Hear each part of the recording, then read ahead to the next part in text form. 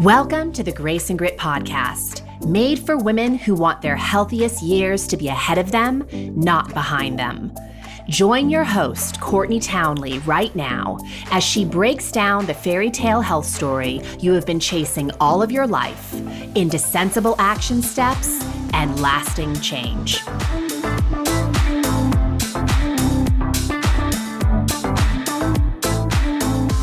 Hello, my friends, and welcome to the Grace and Grit podcast. This is your host, Courtney Townley. I hope you are doing awesomely well.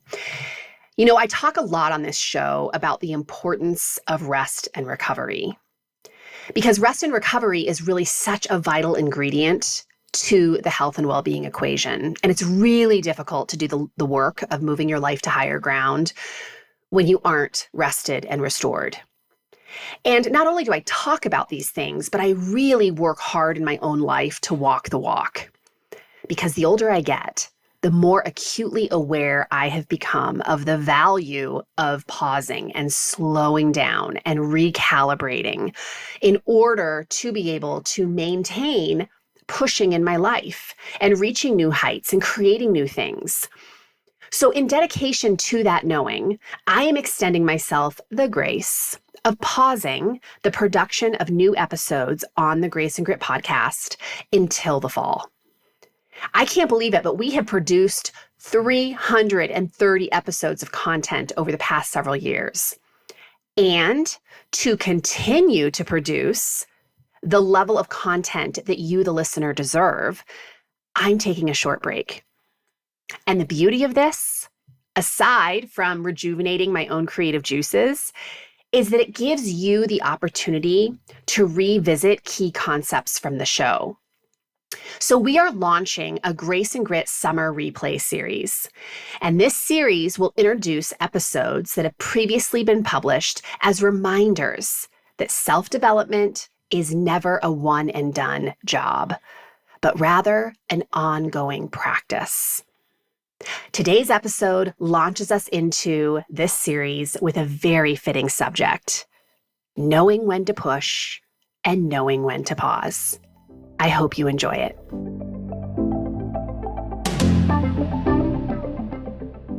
I think we can all agree that we live in a hustle culture.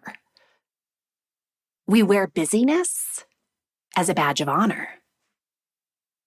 And the crazy thing about that is it's killing us. And we're still doing it. So pushing hard and fast all the time is not ever going to lead you to a healthy space. Because that's not how the human body is designed. The human body is designed to push, but only if it's respected with an adequate amount of pausing. In fact, if you look at the nervous system, there's two sides to the nervous system. There's the sympathetic and there's the parasympathetic. And they are very different in nature. Your sympathetic nervous system is what kind of gets you revved up to tackle a new challenge, to get a lot done on your to-do list, to lean into difficult things. It is literally your fight or flight response. The parasympathetic system, on the other hand, is exactly the opposite. It's your rest and digest state. It's the things that we do to recover and regroup and realign ourselves. And both of these systems, the sympathetic and the parasympathetic system, are awesome. And they are designed to allow you to lean into challenge and recover from the challenge. Both need to be nurtured. Unfortunately, in our modern day society, the only side that's really being nurtured to the point of self-destruction is the sympathetic nervous system, which is really like the sympathetic nervous system can be sort of explained like the gas pedal in a car. It triggers the fight or flight response, and it gives the body a burst of energy so that it can respond to perceived dangers, like running from a bear or maybe pulling your hand off a hot stove. The parasympathetic nervous system acts like the brakes of the car. it promotes rest and digest, and it calms the body down after you've leaned into a challenge, after the danger has passed. So examples of things that would nourish the parasympathetic nervous system are things like sleep, nutrition, connection with other people, spending time outside, reading a book, taking a bath. Basically anything that is restorative in nature. And nearly every woman that I work with comes to me in a state of chronically pressing down the gas pedal.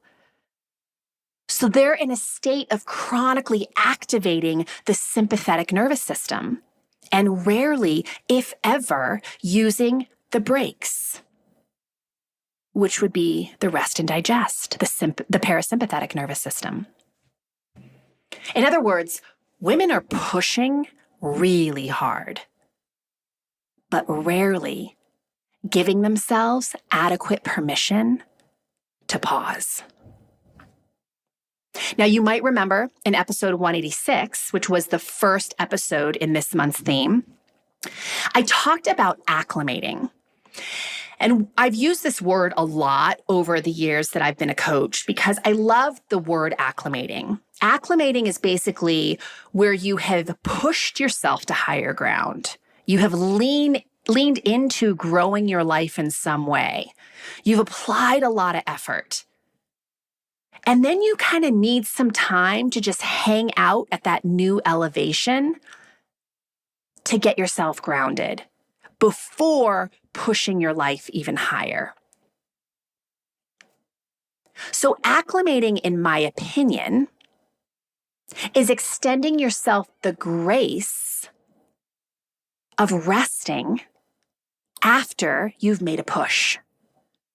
So some examples of this would be in my own life. When I go through a really big launch in my business, I launch a new program, we do something that's kind of new and required a lot of creative energy. Yeah, it's just a period of intense pushing. I always plan after a launch for at least a few days of rest. Same thing with like having a child, right? A lot of women are referring this to the state after you give birth as the fourth trimester. And I love that. It's like that period after you've basically built a human where for the next, 6 to 12 weeks, you're going to give yourself time to recover and rest and really lean into the newness of becoming a mother. I even do this with international travel. I know that sounds weird, like international travel is not really a push, but if you think about it, biologically it is. Right? If I travel internationally, if I go to Singapore, Portugal, anywhere that's just, time zones away, it takes a lot of resources from my body to adapt to a new time zone, a new climate, a new culture. And we all know how it feels to come home from an international trip. It's exhausting, right? So I usually pad my international travel with a little pausing on the other side so I can reset myself and realign myself. So why don't we extend ourselves the grace to pause more easily? Well, I think there's a lot of reasons. A lot of women make it mean that they're lazy, that they aren't serious about making change, that they're going to let other people down, that the world will stop turning. It won't. You can take a break and the world will still turn, I promise. We think that all the value is in the doing. But as I've said so many times on this podcast, your health is fortified in the recovery, in the parasympathetic nervous system. When we're nourishing that's what fortifies our health. The brain cashes out, the immune system is nourished, the hormones reset, the muscles are repaired, our energy is restored. That's where a lot of the magic from our efforts happens, is in the recovery. And even taking this outside the context of health, in my business, where I get my greatest ideas and I actually can create the best value for my customers is not when I'm sitting in front of my computer screen, racking my brain and, staying up at all hours of the night to try to get something done. That is not where I am able to bring my best to the forefront. My best ideas, my best communication, my best productivity comes from a space of feeling rested. And often I'll get my best ideas when I'm in the shower, I'm walking my dog, I'm not doing anything work related. So because this is a sort of it is a health-focused podcast, I want you to consider for a moment, what does true health mean to you? And I hope if you've been a listener to this podcast for any length of time, you're thinking of health on a much bigger platform than just weight loss or how you look or what kind of clothes you can wear. What does true health mean to you? And I would invite you to maybe start considering that true health is a balance of those systems, right? Of the fight or flight and the rest and digest. Just like health is it's not just physical health. Health is mental health, spiritual health, physical health. There's a lot of components to it. I would also encourage you to think about what success means to you. Because knowing what success means to you very well may help you to slow down a little bit, get a little bit more rest, and spend a little bit more time with the people that you love without feeling guilty. When was the last time you really stopped to consider what success really means to you? And in different areas of your life, what does success mean to you financially? What does success mean to you in relationships? What does success mean to you with your health? If it's been a while, I'd like to encourage you to take a few minutes to really consider it. Why? For the reason that I just mentioned.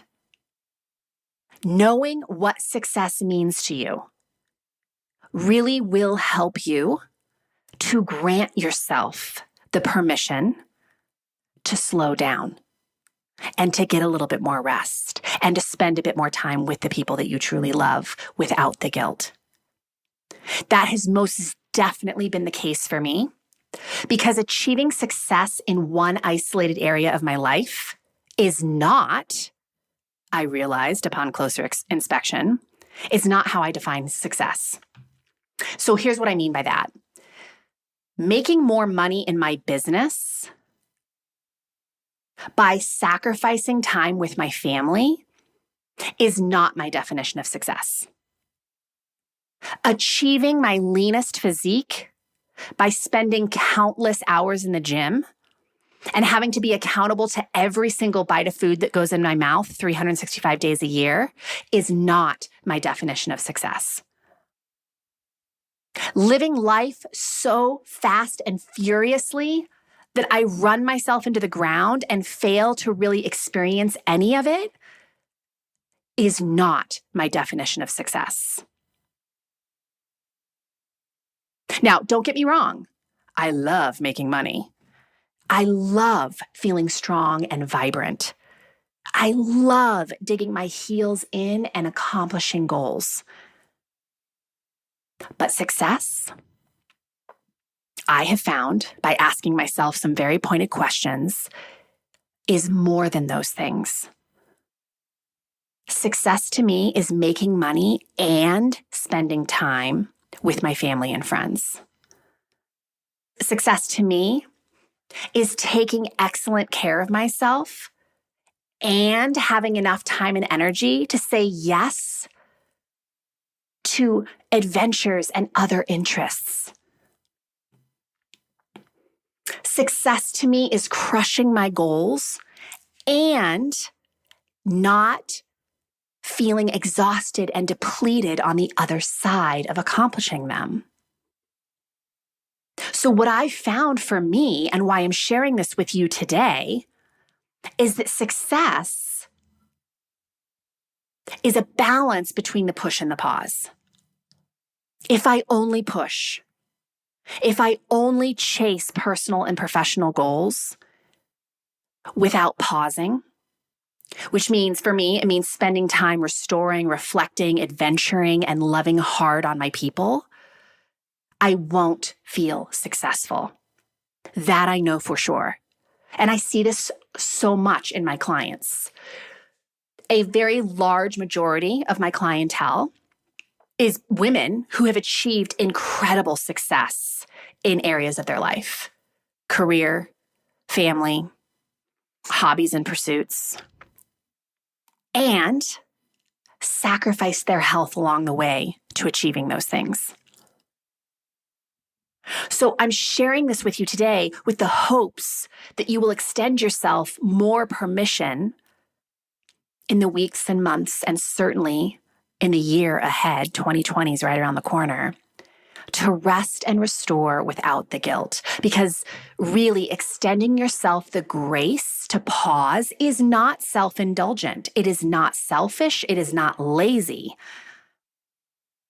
Pausing is what allows you to push without breaking, so you can really savor the sweetness of your success. Now, a lot of women say to me, Courtney, I don't really know when to push and when to pause. And my answer to that is yes, you do. And here's the harder truth, is you're the only person who knows whether you should be pushing or whether you should be pausing. But to clearly answer that question for yourself, you have to be ruthlessly honest with yourself about what you're doing and why you're doing it. If you're pushing and simultaneously feeling really depleted, just feeling kind of congested in your body, like your systems are just kind of sluggish, if you're feeling heavy mentally and physically, you're getting sick all the time, you're having a really hard time focusing, you're super reactive, you, my friend, are getting a lot of red flags that you need to pause. On the flip side, if you're managing your total stress load, like you're really putting in some effort to get good sleep at night, and you're feeding yourself well, right? And you don't have like too many crazy things happening in your life, you're in a great position to push. But I would still ask yourself, what do I need to be doing to support the push? So what I mean by that is, as a mover, right? I've gone through periods of my life where I have trained very intensively. And when I'm in a period of training on a higher level, I've learned the hard way, as many of you listening have, that if I do not honor that higher demand of my physiology with adequate rest, I'm going to get into a heap of trouble. More expectation of my physiology, when I perform at a higher level physically, I need to honor my system with more recovery, not less, but more. And I would argue that this is kind of a law of nature in terms of any time in your life you're really leaning into a push, you're up-leveling your business in some way, you're working through a relationship challenge, you're demanding more from yourself physically, you're challenging yourself in some new way, you must simultaneously ask yourself what you can be doing to support the push. Because pushing, imagine like pushing, I always see that vision of like pushing the boulder up the hill, right? That's kind of what the change process feels like sometimes. And when you're changing in any area of your life, pushing a boulder up a hill demands a lot of resources from your body. So if we can supply our body with adequate nutrition, adequate rest, adequate hydration, keep our mindset in check, move our body, not too much, but definitely not too little, pushing We will have so much more endurance in the push. And we won't feel so depleted on the other side. But I know you've all experienced this. I know I have, where I push so hard and I am not honoring the needs of the push. I'm not honoring the things that will help me push more gracefully. I can knock myself out in a bad way, right? Where I get to the other side and I am trashed. I'm sick. It takes me weeks to get back on my feet. I did that for years until I just realized, okay, this is clearly not working. There must be a better way. And you know, the biggest thing that had to shift for me around that is my mindset. My mindset that if I take a little time to care for myself, the world is not going to self-combust. Everyone will figure it out. The world will still spin. The sun will still rise and set. And I will feel better. So when you are considering, should I push? Should I pause? Decide. And realize that whatever decision you make, you can always make another decision to course correct if it turns out to be the wrong decision, right? But sometimes we have to be willing to just decide to move in a direction and then reconsider and reevaluate, is that taking me in the direction I intended to go? And right now, I want you to kind of ask yourself, in my life in general, right now, am I pushing or am I pausing? And if you're pushing or you're pausing, do you like your reasons for doing so? Because again, at the end of the day, that is a question only you can answer. Do I like my reasons for pushing so hard? Do I like my reasons for giving myself permission to pause? That's how you decide which one you should be doing. Are you satisfied with your reasons? And if you are, keep doing what you're doing. But please remember that periods of intense pushing, of pushing your life to higher ground, should always be followed by periods of pausing. Right? So I always use the example of Olympic athletes, or any athlete. It doesn't have to be an Olympic athlete. Any athlete knows periodization is basically the training model that athletes use to make sure that they have a pause on the opposite side of an intense pushing period. So you can't ask an athlete to perform at optimal levels 365 days a year. That would be insane, right? But you can bet when someone's getting ready for the Olympics, they are pushing hard. They get themselves into peak condition. They compete in their sport. Hopefully they get a gold. But even if they don't, right? It's just such an intense period. And on the other side, you think when they go home, they're pushing as hard as they did before the event? No way. They're doing a lot of active recovery, and they're really trying to nurture and honor that parasympathetic nervous system. Think about the way our school system is set up in the US, right? We have periods of pushing and periods of pausing. I mean, our kids get like 2 to 3 months off of school in the summer. And that's so great in a lot of ways. It's hard in a lot of ways too, but let's focus on the great part of it. It gives our kids a chance to really recover from the pushing during the school year. And I know I already mentioned childbirth, but I'm really attached to this one because I did not do this well.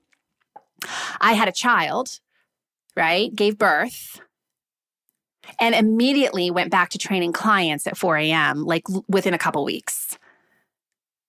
And it is really no surprise that that first year of motherhood was total hell for me because I never gave myself permission to pause after such an amazingly transformational experience, but also a physically demanding experience for the human body. So if you are someone who is priding yourself on always pushing, I would really question the state of your health. Because we cannot attain a great state of health if we're always pushing and never pausing. So know when you're pushing so you can honor with adequate pausing. I hope that makes sense. All right, my friends, that's all I have for you today. I hope it was helpful. I know a lot of you can relate, right, to having that gas pedal pressed down all the time and then wondering why you feel so jacked up, right? You're wired but tired. Your body just feels like it's probably putting on weight very easily. You're feeling reactive all the time, right? Those are all symptoms of that chronically pressed down gas pedal. So maybe the answer, and I know a lot of women don't like hearing this, they want to know what they can do to feel better, right? And a lot of times the answer is stop doing so much. Okay, give me any answer, Courtney, but that one. No one wants to hear that because slowing down sometimes is the hardest thing of all. But what an awesome thing. You get to recover and heal and improve your health by slowing down. What? Something to consider.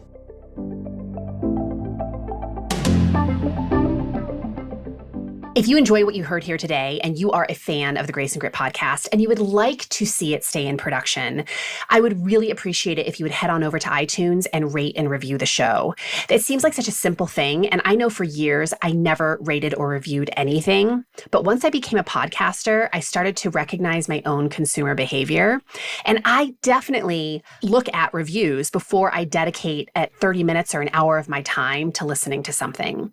So by you leaving a review, you are helping to get more ears on the show. It'll take you less than 2 minutes, and it goes a long way in helping to support us. So thank you in advance for doing that, and I really hope I'll see you back here next week. Take care.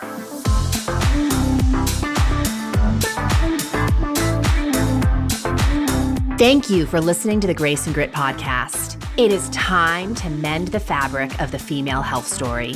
And it starts with you taking radical responsibility for your own self-care. You are worth the effort. And with a little grace and grit, anything is possible.